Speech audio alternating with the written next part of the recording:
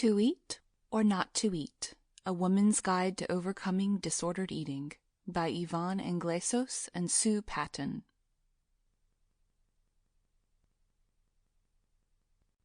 Foreword.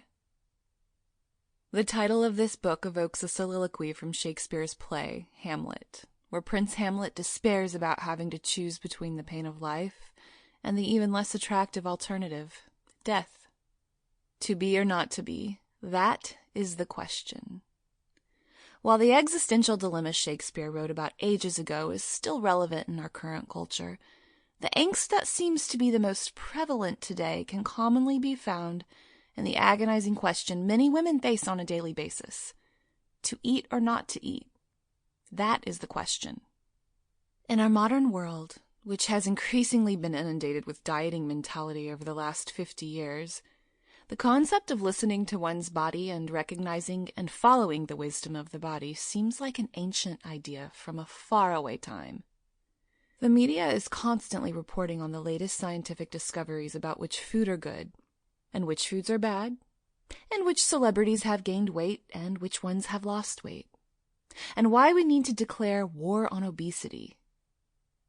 While the rules about what to eat or what not to eat may change, there seems to be no shortage of the newest, latest diets to follow, ones that offer the promise of rapid, quick-fix weight loss. Because diet mentality has become normalized, it is no wonder that most people consider eating difficulties to be a result of problems with food and are unable to see beyond the eating behaviors or body size. Many find themselves caught up in the frustration of yo-yo dieting cycles that they cannot seem to get rid of, or embroiled in mysterious and life-threatening struggles with anorexia, bulimia, and binge eating disorders.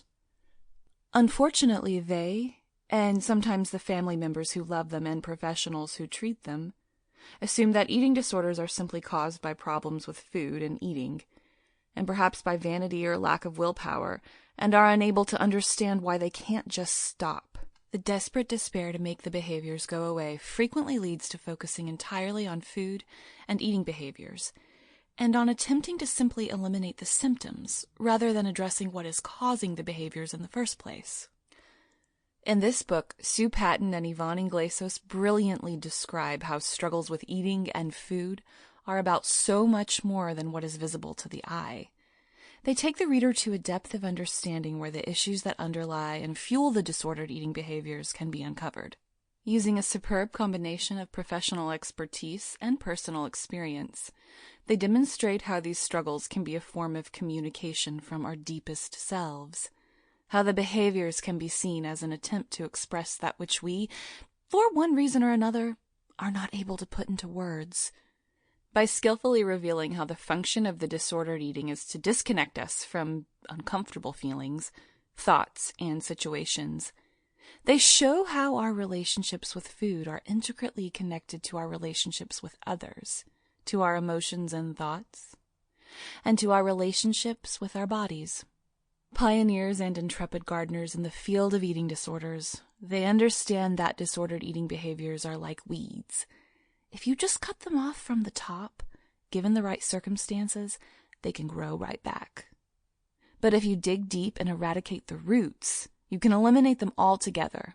In offering up hope for complete recovery, they compassionately guide the reader towards discovering the root issues that lie beneath the eating disorder symptoms, below the surface of conscious awareness.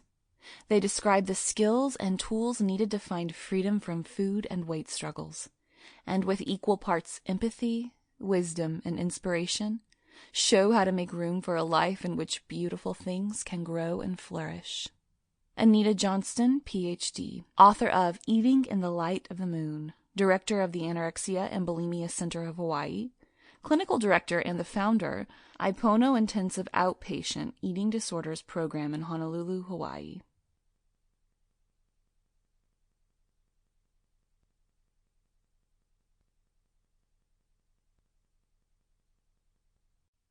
Chapter 1. Intention, Hope, and Persistence. You have the power to heal your life, and you need to know that.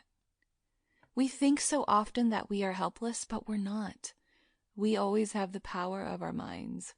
Claim and Sample complete. Ready to continue?